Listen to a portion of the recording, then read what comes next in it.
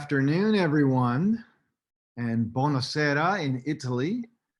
Thank you for joining Virtual Day Trip to Wine Country, presented by Citi. I'm Sam Kimball from New York Wine Events, and we are looking forward to today's session. We're traveling for the third time this month to Italy, which we're excited about. And I'm going to show you some beautiful imagery of where we're headed. We're going to a region in Italy that's right in the center of the country. And I did want to point out, because if those of you who have watched our Day Trips to Wine Country virtually before know that one of my pet projects is making people aware and educating wine enthusiasts about many different types of wine grapes or grape varietals. And I wanted to start off today, since we are going to such a special region in Italy, to point out and ask everyone again, did you realize there are over 1,000 types of wine grapes for winemaking in Italy alone? It's an amazing country for wine, as we all know, with thousands of years of history in its vineyards. So that's something that we're going to learn about a little bit today. We've got an exciting winemaker who's our guest speaker. Today we're going in Italy to a location that's right on the border in between the Umbria and the Lazio regions. As I mentioned earlier, it's in the center of the country. And you'll see here on my right, you'll see the western edge of Italy on the Mediterranean. That whole long section there is Lazio, where the capital of that region or province is Rome. And then to my left, you'll see in the middle of the country, the Umbria region. And so where we're headed is to a place right on the border in between those two places. We're going to D'Amico Wines, the D'Amico Winery, which is an award-winning producer. They've been around since 1985. Paolo and Noemia D'Amico have pursued a passion for winemaking and have created an award-winning portfolio of 8 organic wine labels. As I said, founded in 1985, the wines are heavily influenced by the ancient volcanic landscape of Viano, from the soil to the cellar, which are made out of the local volcanic tuffo stone. D'Amico wines have received great praise and reviews and accolades from VinItaly, James Suckling, the famous sommelier Robert Parker, in Bebienda Magazine, Conde Nast Traveler, Gosto, and many more. To learn all about D'Amico Winery, you can visit paoloenoemiadamico.net. I'm going to put, just so it's convenient for everyone, I'm going to put up on the screen the actual URL of the winery. And also, the wines that we're tasting today, all 4 of them are available from a very good wine store in New Jersey called Central Wine Merchants. And so you can see their URL there as well. If you search for the Paolo e Noemia D'Amico wines, you will find them on centralwinemerchants.com. And there's some discounts available. So if you have questions during our session and tasting, please put them in the Q&A panel in Zoom. And we will get to as many of them as possible in real time. Also, most importantly, in addition to questions, hit us up in the chat panel and let us know where you are tuning in from. Hit us up in the chat panel right now and tell us where you're coming from. We love to hear from everybody and know where you're based and where everybody is logging in from. So all the wines that we're tasting today are available at centralwinemerchants.com. And without further ado, it's my great pleasure to host the winemaker from D'Amico Wines, Guillaume Gelly. Welcome, Guillaume. It's great having you on the broadcast today. Hello, Sam. Thanks for having me. It's a pleasure, and we're so excited to talk about these wonderful wines. The fact that they're organic, the fact that the winery has a real history going back a few decades. Tell us a little bit more about D'Amico. You know, we have lots of Americans who are watching, and we don't know that much about the winery. We'd love to learn more. Sure. So as you said, we're on border between the Lazio and Umbria region, center of Italy. And more precisely, we are located in the border of the Calanchi Valley. The Calanchi Valley is kind of green canyon, was built over the years by the volcanic activity. So as you said, we are based on the volcanic soil, and that's, let's say, that's our identity. You mentioned it, all the wine, all the production is organically grown, and in order to reach the soil characteristic, we are kind of unique kind of soil at 500 meters above the sea level, and then to work all the grapes, we got an underground cellar made by the Tufo, so it's a local volcanic stone built by the owner at the start of the estate, and where all the wines are growing, aging in the natural atmosphere, natural humidity, natural temperature control. And tell us, what does the volcanic soil do for the wines? What characteristics does that provide? I mean, I'm going to show some of the vineyard pictures here. What does the volcanic soil provide in terms of flavor and character of the wine? Yeah, so volcanic soil, we used to say that volcanic wine should always be tasted apart, in sense of first in the soil we don't have a lot of calcareous, so we basically on lemon, sand, and clay, and so that's one of the first characteristics. Then the volcanic soil is always very rich in minerals, and that's have a direct impact on the flavors in the wine. So the volcanic wine usually are known to be much more flavored than the other kind of common soil, let's say.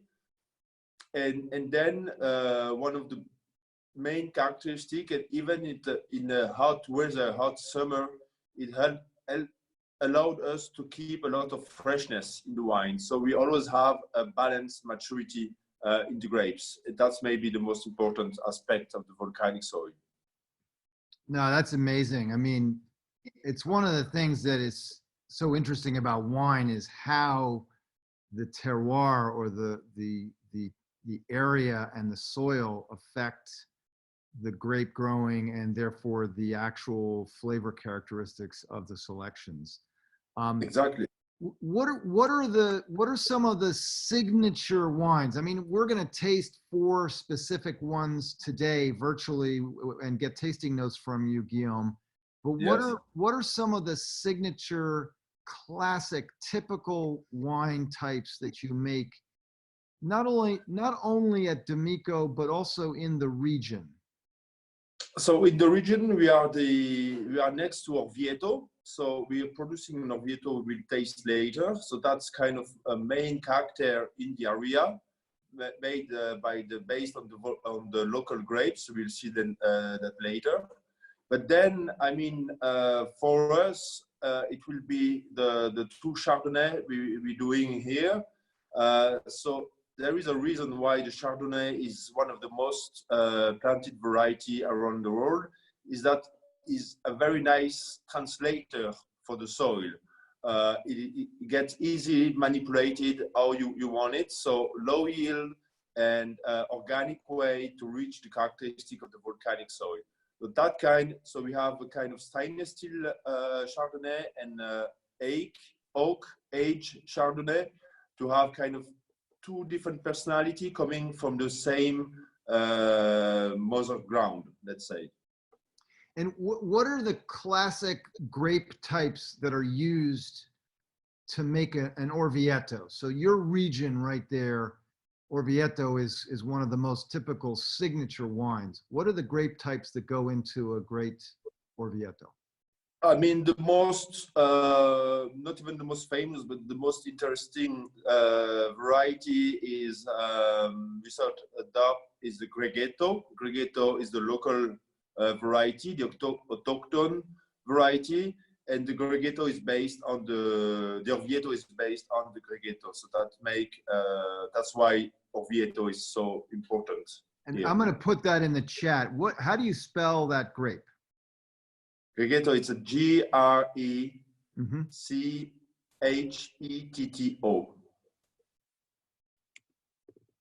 Ah, Gregetto. Wow. Gregetto. Wow. Yes. Is that it? Did I get it right? That's right. Exactly right. Yeah. Wow. So, I mean, listen, I'm in the wine business. I taste wines from all over the world. I have the great pleasure of working in this industry. You know, there are 1,000 grapes in Italy for winemaking. Sure. This is a grape that I'm really not that familiar with.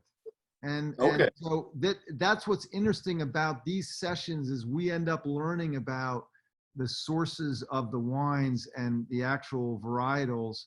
I mean, we were on one of our sessions a couple of weeks ago and we learned about the Teraldigo grape.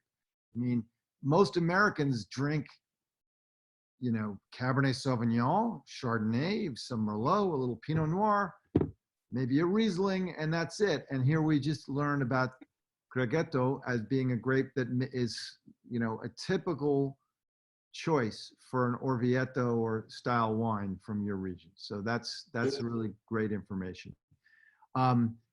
So when the winery started, back when Paolo and Noemia started the winery, was there a particular philosophy or direction that they had in mind from the very beginning? And if yes, does that still persist today? Or has it evolved over time? I mean, yeah, it started back in '85 with the passion of the wine, the passion of the Burgundy. For first, that's why we got some Chardonnay and some Pinot Noir.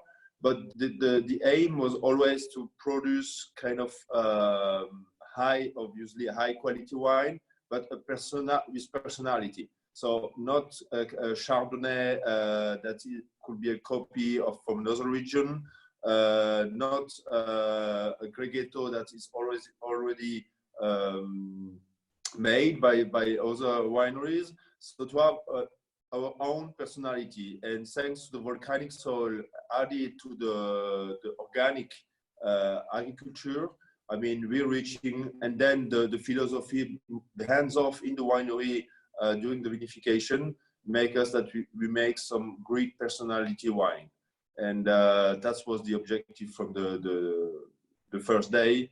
Low yield, quality wine, let it speak the terroir, obviously, and because that's our identity, and that's make the wine travel and recognize it around the world. And is Paolo from Lazio? Paolo is originally from Naples. He's from Naples, okay. And Noemia is Portuguese, yeah? Yes, exactly. Brazilian origin, and but for years for life in Italy.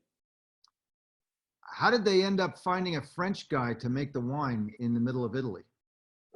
You know, between the street collection and common friends, and then it was, you know, it's a family-owned vineyard, so that was always my goal to manage a full estate from the very beginning, so from the pruning during the winter until the bottling, driving the tractor sometimes, but really, you know, be involved in every step of the process. And to be honest, we're putting a lot of effort in the vineyard, and we are more hands-off and letting the grapes speaking in the winery. So, you know, we're very dedicated to the soil, to the terroir. And tell everybody watching, where are you from in France? So I'm from Alsace, so border with Germany, east of France. And my family have a small vineyard. I grew up in the agriculture field, in the vineyard. I used to drive a tractor since I'm 8 years old. I'm in the vineyard since I'm 12. So, you know, almost born in the vineyard and turning into a passion, my passion into a job. So that's quite, you know, that's one of the best ways. So my background looks like your childhood. Yes. That's amazing. Well, we're all big fans of wines from Alsace, and I'm a fan of the Alsatian Rieslings. There's some spectacular Riesling that comes out of Alsace. And do you grow all the grapes at D'Amico on your own vineyards, or do you bring in fruit from other vineyards as well? No, everything is from our own vineyards. We grew up quite a little bit in the past years. So we are today about 32 hectares of vineyards, and we planted like 8 hectares in the past 4 years. Wow. Yeah. And so in addition to Greghetto, what are some of the other varietals that you focus on at the winery? What types of grapes in addition? So we got the Greghetto, the Trebbiano is another local variety. Mm-hmm. When it's handled well, decent yield, when you take care about it, could be very, very interesting, Trebbiano. Mm-hmm. And then we got mostly Chardonnay, still on the volcanic soil, on the top of the Calanqui Valley. And then we're doing a quite interesting blend between Semillon and Sauvignon Blanc. Mm-hmm. And then we got our Pinot Noir, a few hectares of Pinot Noir, which is quite making a very nice personality too on the volcanic soil. And then for the last born is the Cabernet Franc. That is the vineyard right behind you. That's the small vineyard, 2 hectares of Cabernet Franc. And still thinking about that kind of wine, you used to know on, let's say, a more common soil, and you're putting that characteristic on the volcanic soil.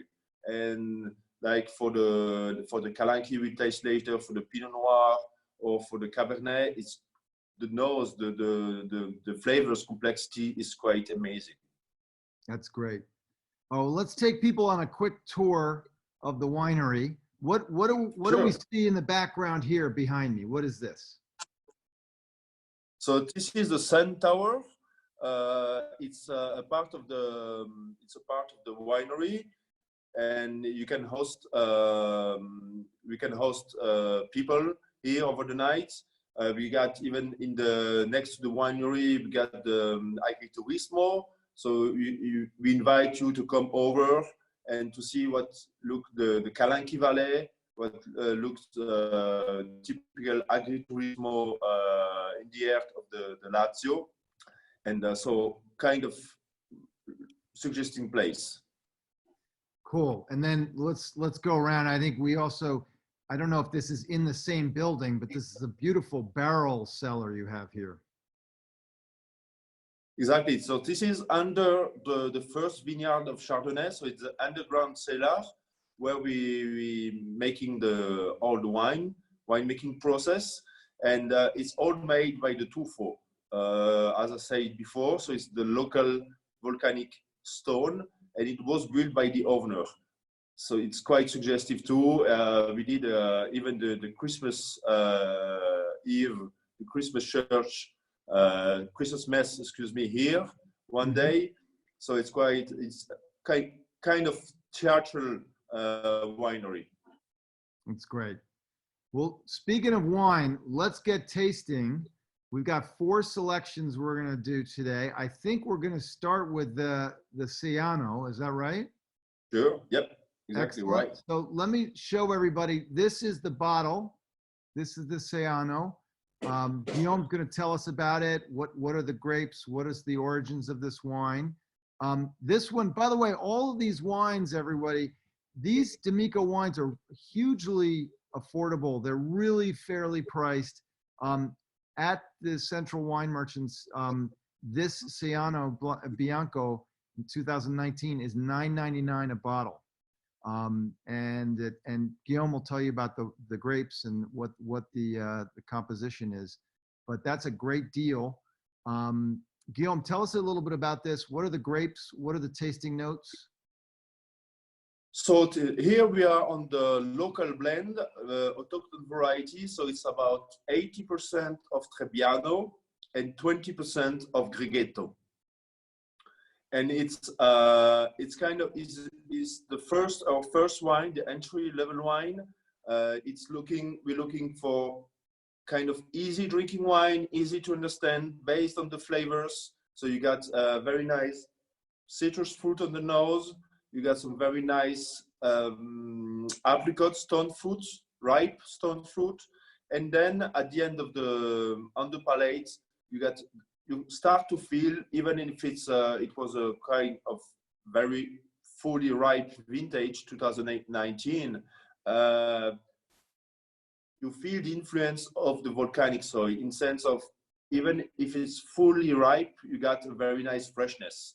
And that's what amazed me all the time about the volcanic soil. And you always have high degrees, low degrees. It's always balanced, and that's maybe the most important part of the winemaking: the balance of the wine, balance of the grape maturity. And I will say, even if it's the first wine, the entry level wine, at the end of the palate, you start to feel a touch of minerality, of stability, and that's coming directly from the volcanic soil. Excellent. And what's a great food to pair this wine with? So this kind of easygoing wine. So when I say easy, it's not easy winemaking. It's just easy to get access to it. And kind of you can enjoy it alone by the glass itself, having a glass of wine after a day of work, just relax, no meditation about it. And otherwise, kind of appetizer wine, enjoying some small foods and snack before going out for dinner, let's say. But it's a very kind of wine you will enjoy drinking by yourself. It's always better with nice people, obviously, nice friends. Sharing wine with nice people, that's, I think, still the best moment we can have. But part of that, organic wine, easy to get through, very fresh, clean flavors of fruity flavors. And yes, more for the happy hours, appetizer, or really enjoying a glass of wine. Great. So that's the wine we'll start our evening with. All right. So we'll move on to the Noe Orvieto, which is also $9.99. I'll show everybody the bottle here next to me. Tell us about this wine, Guillaume. So the Noe Orvieto. So Noe is the let's say the nickname of Mrs. Noemia, the owner, Noe from Orvieto. And we're still on the local grapes. So this one is 40% Grighetto, so a major part of it, 30% of Trebbiano, and 30% of Pinot Grigio. So it's one block vineyard just next to the winery, and it was planted like this, and it's kind of wonderful blend in sense of the noble part obviously is the Grighetto in the blend. You should know that for the Orvieto, by the law, it should be at least 65% of Trebbiano and Grighetto. Both together should make at least 65%. So we are at 70%, and then we get a 30% of Pinot Grigio, which just completes the aromatic profile of the wine. Sounds amazing. So we're still on, we got a higher complexity than the first one, than the Seiano, just because then after the fermentation, it stays on the lees for 5 months. So on the lees is what it remains after the fermentation, and give kind of nice roundness to the wine to balance with the acidity from the wine, from the vintage. So we are still on a very flavored wine, much more complex than the first one. And then we got a very nice fresh tram who finish with the minerality. And here we still feel the minerality more than the first one. So more we're going higher in the quality in the wine, more you will feel, more will be present the minerality coming out from the volcanic soil. Great. And what food would you pair this with? So still to start the night, then we got some other gastronomic wine, but these two are mostly to enjoying a glass of wine. Here, which is but higher complexity on the nose, you can start to pair some appetizers or first course. So mostly I will advise obviously some crustaceans, some fish, frutti di mare, for example, and even some salad. You know, having a salad and having this that wine, it's a kind of perfect pair too. Awesome. Excellent. Well, this one looks spectacular. I can't wait to get my hands on the Noe Orvieto. All right. So now next we're going to go to the Calanchi, which is actually the name of the local area where you're based. This is also a white wine. What are the grapes? What are the tasting notes? And what's a good food to pair it with? All right, so the first two wines, the White Sellano and the Noe, the Orvieto, was kind of easygoing wine, easy to understand. Here with the Calanchi di Vaiano, we're going on the gastronomic level. So Calanchi, so that means kind of, it's what we said before, a kind of green canyon, deadlands, and it's 100% Chardonnay. 35 years old vineyard, so it was the first planted even before that the winery was built.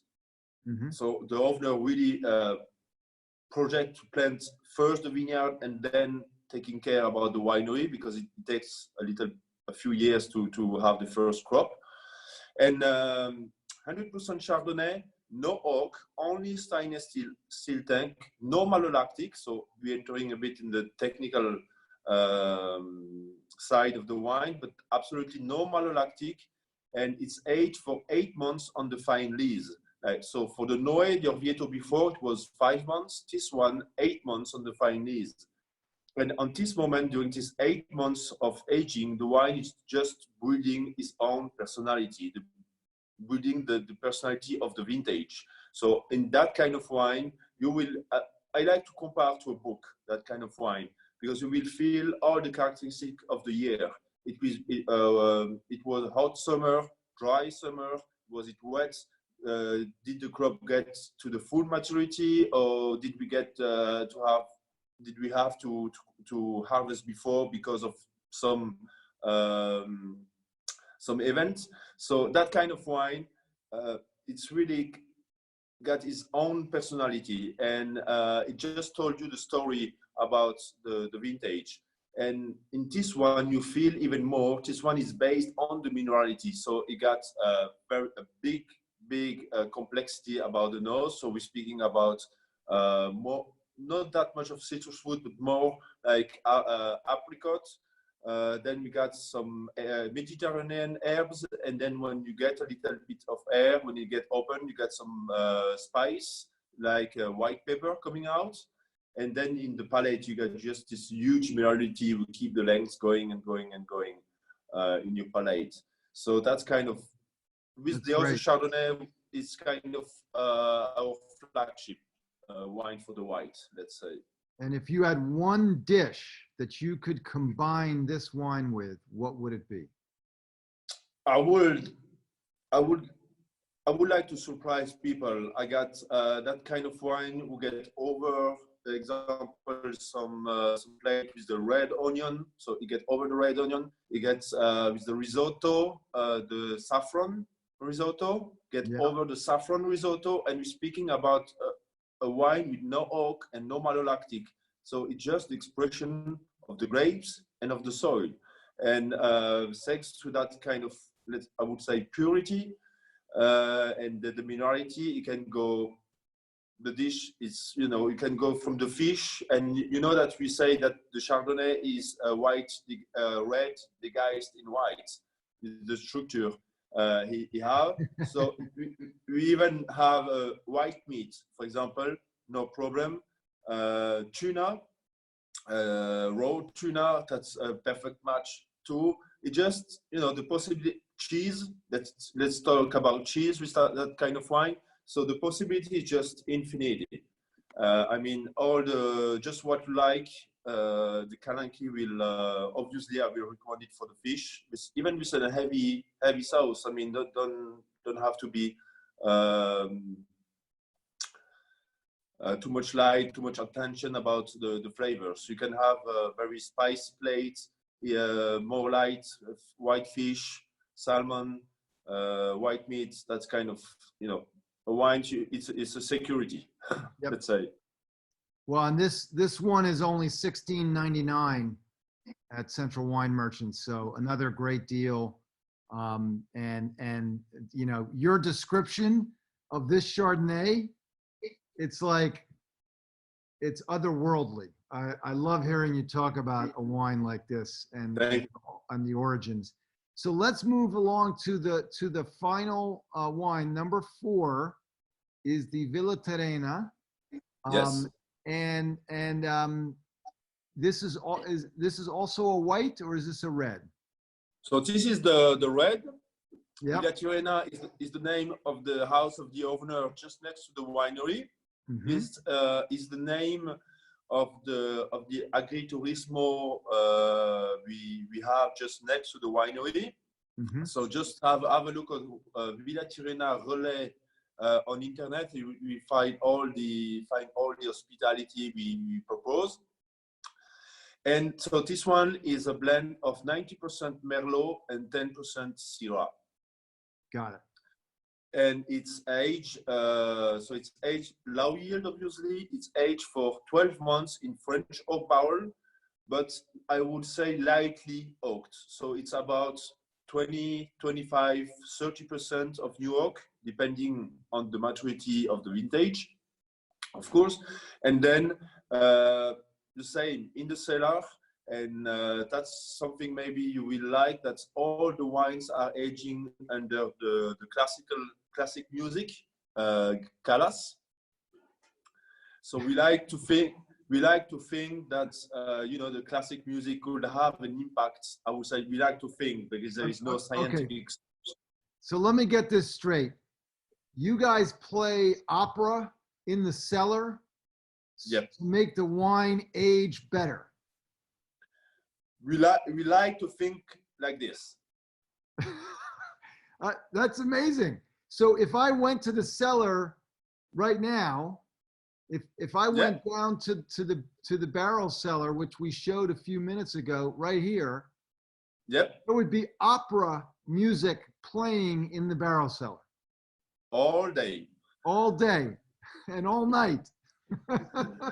I don't know. I'm not here by night, but all day for sure. That's amazing.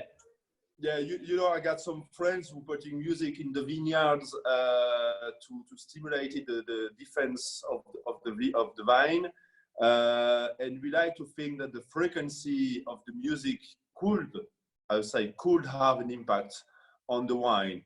At least it will not. There's nothing negative. Listen, man, you know, you got to get the vibrations of the universe. All of the inputs have got to come into a wine like this. And by the way, I want to pause for a second, and for anybody watching, if you don't already know this, if you already know this, carry on.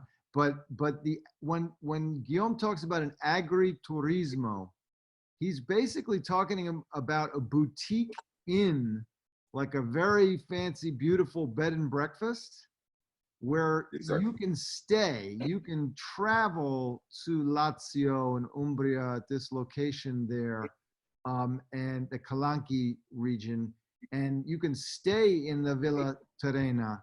It's a beautiful boutique hotel right next to the Exactly. winery.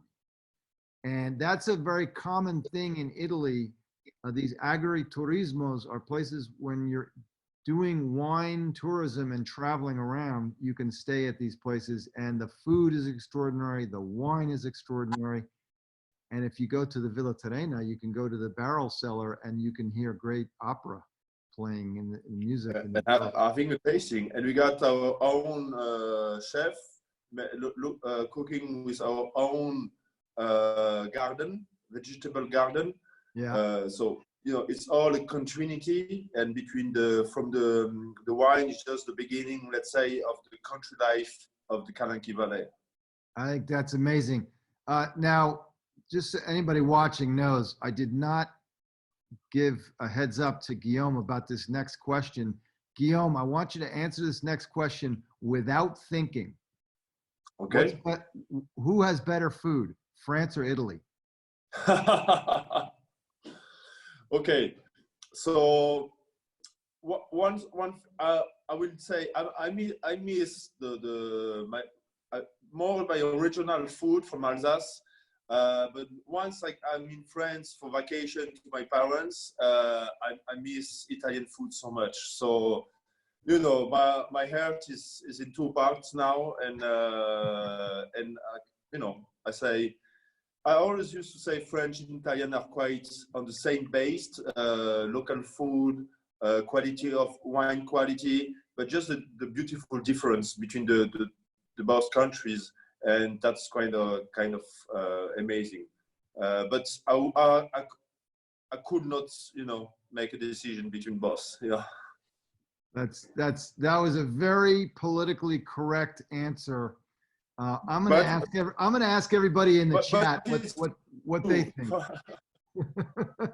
All right, so this last one, the Villa Terrena, is a red, 90% Merlot, 10% Syrah, $16.99, great value. What's a great dish or food to go with this? On this one, well, the red meat, game, I will say I got a really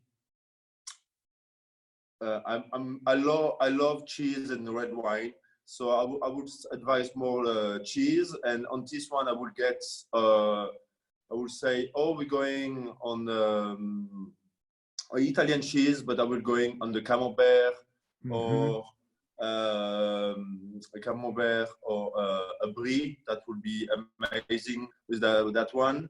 And but even the Pecorino, it's a wonderful cheese too. So just taking both of the quality of both country and pairing each other, it's wonderful. But mostly, red meat, vegetable. You can have even with a salad. I mean, it's not a heavy red. It's lightly oaked. It's based on the flavor. So you got a lot of red fruit, black fruit. You got a little bit of cinnamon, and you still have. And why it could match with the salad, for example, because summertime is coming. So talking a bit more about summer plate, it's just because of the volcanic soil. Still, that kind of red.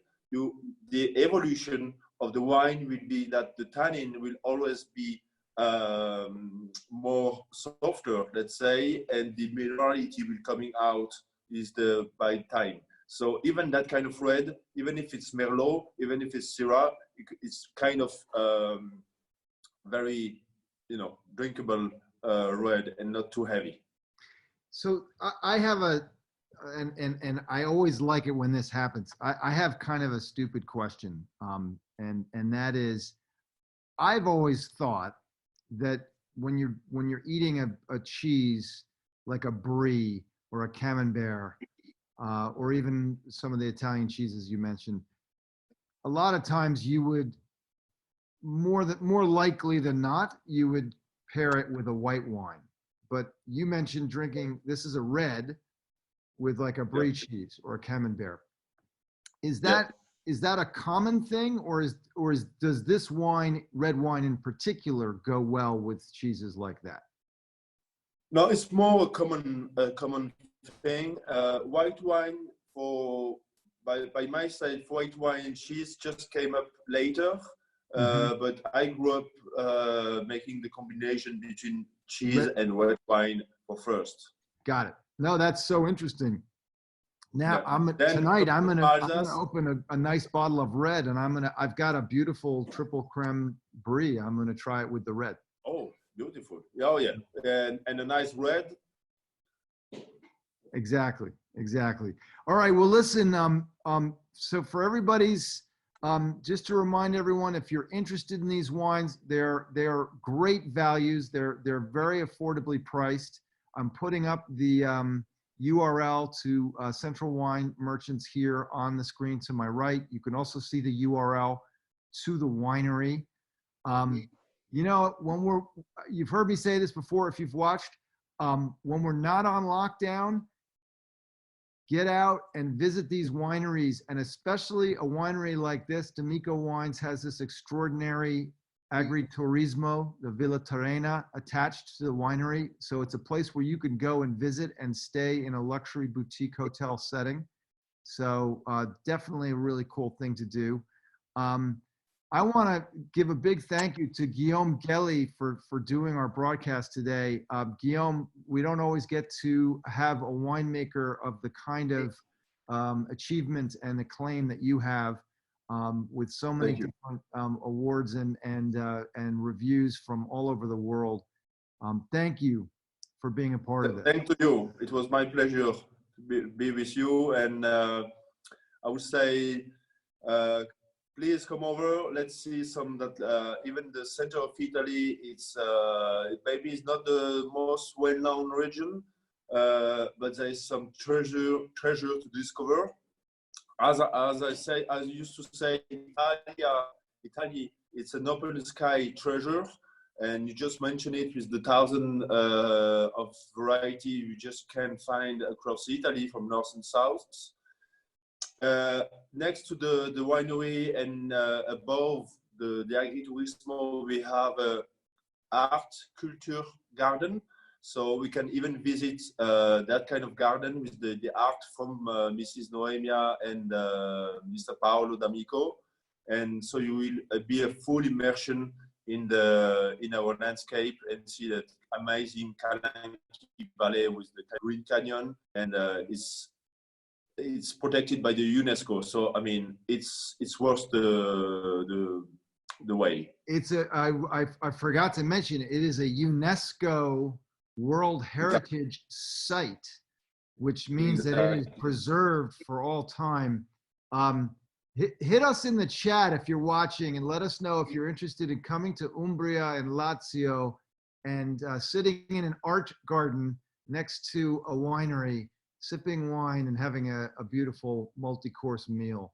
That sounds like a wonderful experience to me. Classical music, Callas. And Maria Callas singing opera in the barrel cellar. Thank you again, Guillaume. This has been great. We look forward to coming visiting you in person, and we'll do this again sometime. Maybe we'll do one where we pair specific dishes with specific wines, and we do another broadcast. With pleasure. A lot of to discover, and we got other wine to make to taste, and yeah, just come over, discover our world, and let's go on our website if you want. You can see some beautiful picture. You can see Civita di Bagnoregio, who became more and more famous with the time, was kind of we call that the dying village, because it's a small village at the top of the rock, with one of the most visited sites in Italy now. And we just next to this, so we are next to the Bolsena, next to Rome, not far from Florence. So it's kind of very useful point. Where do you, if one is coming from America, do you fly into Rome and then travel by car to Lazio? Yeah, Rome. We can Rome or Florence. Then it's 1 hour and a half by car. If you are very hurry, we did a partnership with an helicopter company. So in 15 minutes from Rome, you can come to see us. But many way to see, and it's still the city of Orvieto, just next to us too. So a lot of things to do, and in the middle of that nature. Orvieto has some wonderful music festivals. The Umbria Jazz Festival. Jazz Festival, yeah. Exactly. All right, well, listen, Guillaume, we won't keep you. It's getting late there in Italy. Thank you so much. It was a great pleasure. We will look forward to seeing you soon, and we're going to come visit you. Thank you. Thanks for having me. Have a good afternoon. Cheers, everyone. Cheers, everyone. Buonasera, Guillaume. We'll see you later. Buonasera. Bye-bye. Okay, good night. Thank you again.